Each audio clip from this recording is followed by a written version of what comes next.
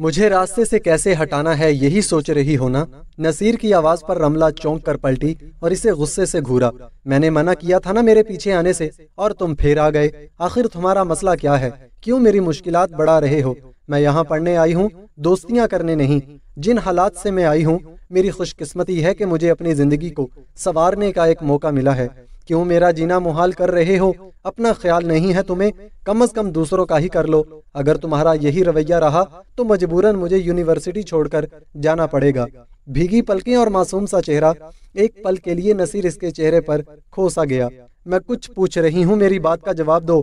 رملہ تھوڑا چلائی تو مسکراتے ہوئے بالوں میں ہاتھ پھیرتے ہوئے نظریں پھیر لی۔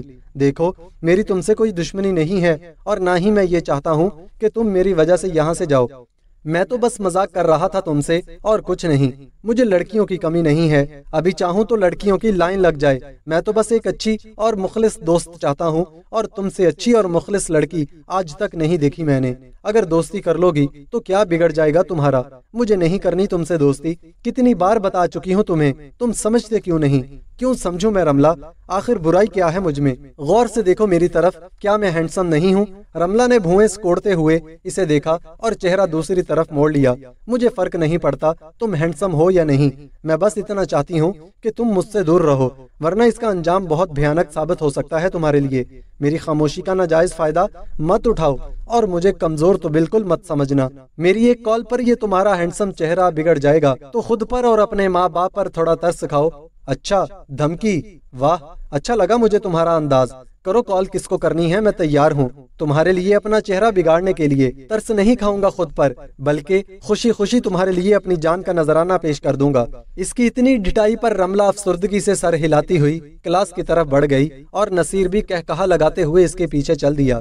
اگلے دن ایک تو جب بھی یونیورسٹی میں داخل ہو سب سے پہلے اس لڑکی کی منحوس شکل دیکھنے کو ملتی ہے۔ آج بھی بینی کو یونیورسٹی کے گیٹ سے داخل ہوتے ہی رملہ دکھائی دی۔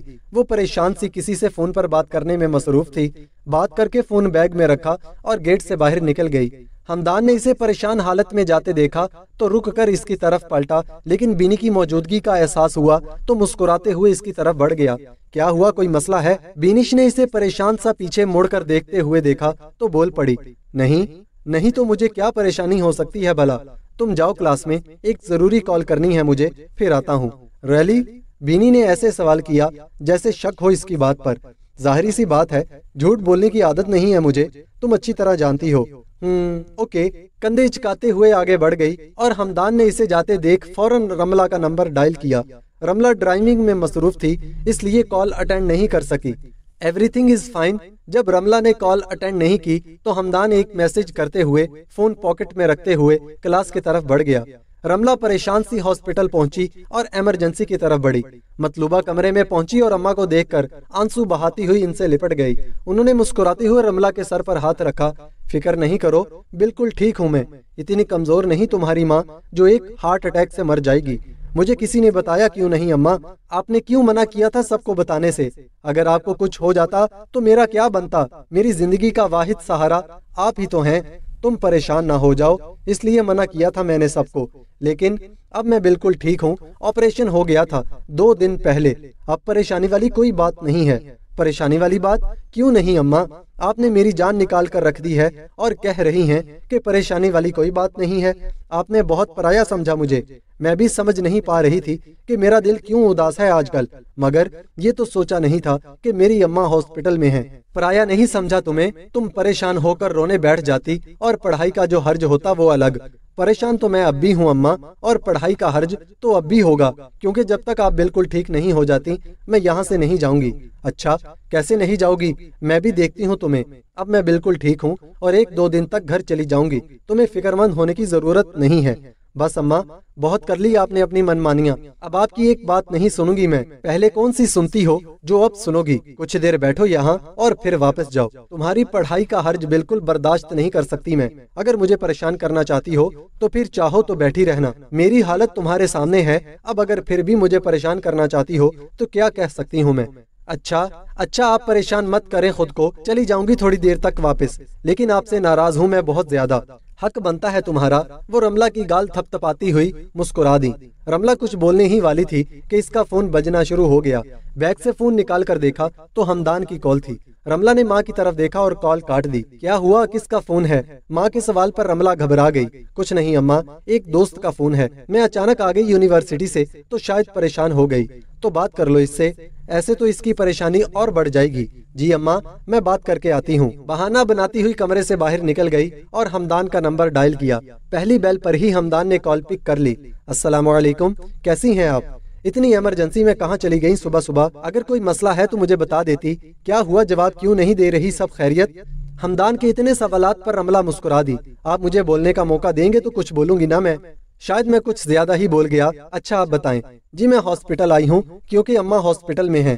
4 دن پہلے ان کو ہارٹ اٹیک آیا تھا لیکن مجھے کسی نے بتایا ہی نہیں تاکہ میں پریشان نہ ہو جاؤں۔ اوہ، اب کیسی ہے طبیعت ان کی؟ الحمدللہ اب بالکل ٹھیک ہیں، سرجری ہوئی ہے، کچھ دن اور رہیں گی یہاں، پھر واپس گھر چلی جائیں گی۔ اوکے، اللہ پاک آپ کی والدہ کو صحت دے، آمین۔ ابھی بات کر ہی رہا تھا کہ سامنے والی کرسی پر نصیر بیٹھتا نظر آیا۔ اس نے بیگ حمدان کے سامنے رکھا اور ویٹر کو ناشتے کا آرڈر دیتے ہوئے مسکرا کر حمدان کی طرف دیکھا۔ میں آپ سے بعد میں بات کرتا ہوں۔ حمدان نے کال کاٹ کر فون ٹیبل پر رکھ دیا اور حیرت سے نصیر کو دیکھا۔ Excuse me, what's wrong with you? کسی اور میز پر جا کر بیٹھ جاؤ، یہاں بیٹھنے کا مقصد؟ بدلے میں نصیر مسکرا دیا۔ مقصد تو کوئی نہیں ہے، آپ کریں مس رملہ سے بات، آپ نے فون بند کیوں کر دیا؟ کیا بکواس ہے یہ؟ حمدان غصے سے اٹھ کھڑا ہوا رملہ کے نام پر۔ کول ڈاؤن برو، اتنا ہائپر کیوں ہو رہے ہو صبح صبح؟ ناشتہ کرنے آئے ہو تو سکون سے ناشتہ کرو، ایک دن میرے ساتھ ناشتہ کر لو گے تو کیا ہو جائے گا؟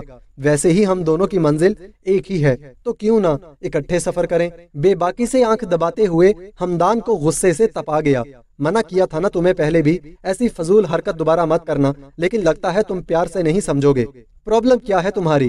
کیوں تم بار بار رملہ کا ذکر کرتے ہو؟ وہ اس لیے کہ آپ اس کا پیچھا نہیں چھوڑ رہے، بار بار اس کے اور میرے درمیان آ جاتے ہیں۔ واٹ؟ حمدان کو حیرت بھی ہوئی اس کی بات پر اور ہنسی بھی آئی۔ سر تھامتے ہوئے دوبارہ کرسی پر بیٹھ گیا۔ دماغ تو ٹھیک ہے تمہارا، اپنی عمر دیکھو اور اپنی حرکتیں دیکھو، شرم آنی چاہیے ایسی بات کرتے ہوئے تمہیں۔ آپ کو تو شرم نہیں آ رہی تو پھر میں کیوں کھاؤں شرم؟ آپ کیوں اس کا پیچھا کرتے ہیں؟